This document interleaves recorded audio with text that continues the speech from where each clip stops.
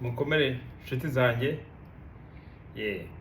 Ubu ni mu gitondo ngiye gutembera.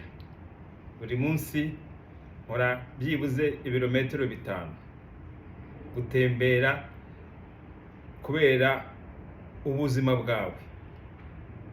Nk'uko tubivugana, ubuzima bwawe nibwo bw'ibanze ku bintu byose bibaho.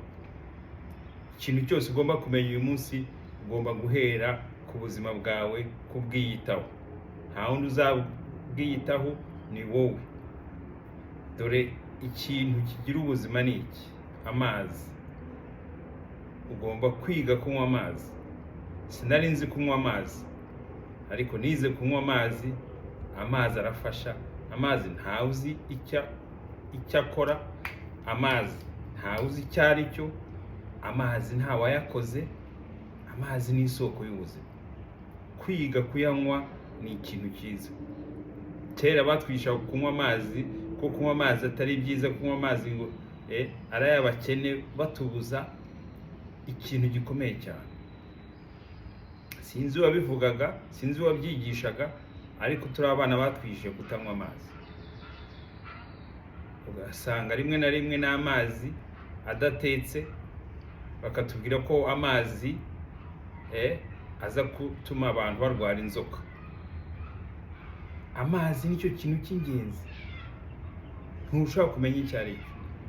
Iyo buri munsi rero ngiye for walk, ngomba kubanza kunywa amazi. Kwiga kunywa amazi n'ibyo mbabwira rero urabyiga. Ubu batubwira ko n'inama batugira ko ugomba kunywa byibuze litiro 1 y'amazi ku munsi. Ubashije kunywa 2 biba ari byiza. Iyo ngiye rero for walk, ku rugendo, ntabwo ngenda n'amazi. Amazi ndayanywa, akaba ari ngewe nagaruka nkongera nkanywa andi, kandi nyanywa neza.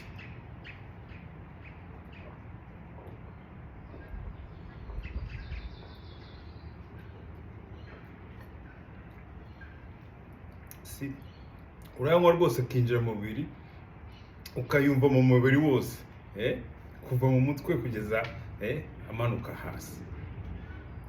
Mu biganiro byanjye rero, ikintu cya mbere ni ubuzima bwawe.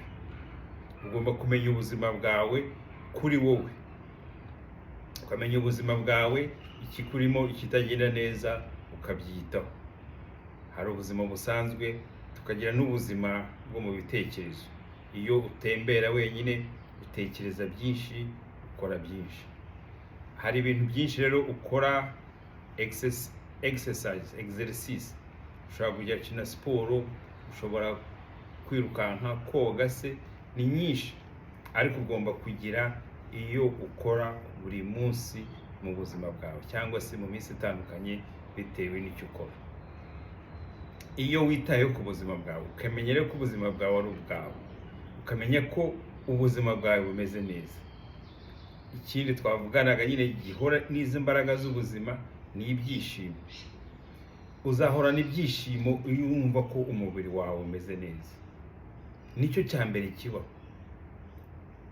Ushobora kuba ufite byose, ufite ibindi, ufite icyo, ariko iyo umubiri wawe utameze neza, wumva ibyishimo birabura. Ni kimwe yumva mugenzi wawe atameze neza, ibyishimo wari ufite biragenda.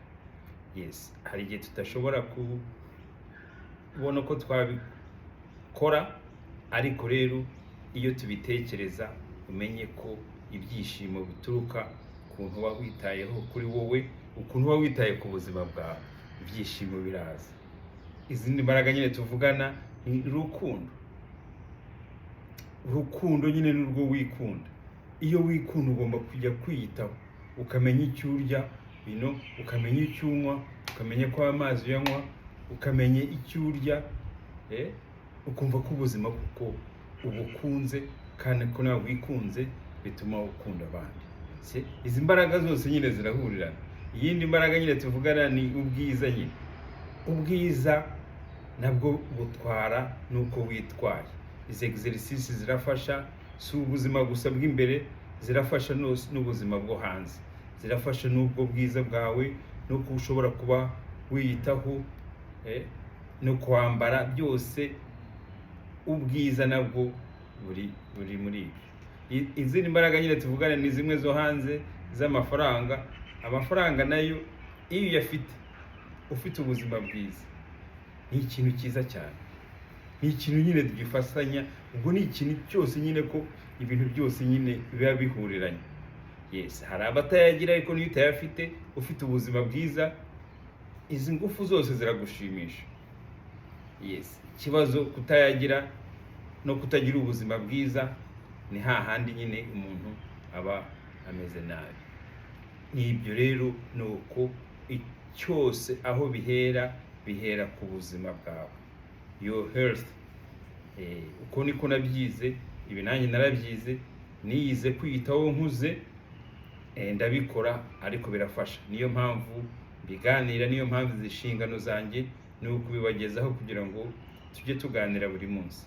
Abantu nabyigiyeho nabo ni abandi bari bakuze, ariko iyo umaze kubimenya, kubijyamo ubwawe, nibwo ubona resulta zabyo, nibwo ubona igisubizo cyabyo. Izi nyigisho zanjye ni wowe ugomba kubyikora, izi practical, nta kubanza kujya impaka isi cyangwa kubaza ibibazo. Gerageza ukore gahunda, ujye for walk, ukore exercise buri munsi, urebe icyo bihindura mbere y'uko ujya impaka. Yes, maze imyaka hafi 4 njya for walk buri munsi. Ubanza kubikora. Mbere y'uko mbikora numvaga ko bidashoboka, numvaga ko ntacyo byahindura, ariko rero birahinduka. Ariko we bigomba kuva muri wowe, ni wowe bwawe ugomba guhindura ubuzima bwawe. Ingufu zawe zose zigomba kuva muri wowe. Icyo ngiye ngufasha aha ni ukubiganira, ni ukugutera inkunga, inspiringa no kumotivatinga kugira ngo buri munsi ubigereho. Icyo nicyo kintu ahanini urebye muri Afurika twabuze. Urabona nk'iri jambo kumotivatinga no kuinspiringa, kugira ngo ubone mu Kinyarwanda harimo amagambo menshi abigize, nta jambo rimwe rihari, kuko ni ikintu gikomeye cyane. Buri buzima bw'umuntu ugomba kugira ngo bukoreho bumeze neza. Hari abantu bazi kwinspiringa ubwabo, hari abantu bazi kwimotivatinga ubwabo, bazi icyo bakora, bazi icyo bashaka, bibarimo. Abo bariho, abo niho uzabona ku isi hose bameze neza. Yes, hari abantu babizi, bazi kwiyitaho mu buzima bwabo, bavukanye ayo mahirwe, bayazi muri mind yabo. Abandi rero turabyiga. Ababyiga rero mugomba kujya practical. Niyo mpamvu ubu bumenyi bwacu buzamo kugira ngo dufatanye. Nanjye abo nizeho babivuze imyaka myinshi cyane, babitangiye mu 1900, ariko message zabo uzibona muri 2024. Ugasanga ubuzima ari kimwe hashize hafi imyaka irenga 100. Ubuzima ntibujya buhinduka. Technology zirahari, technology zirabwihutisha, ariko ubuzima ntibuhinduka.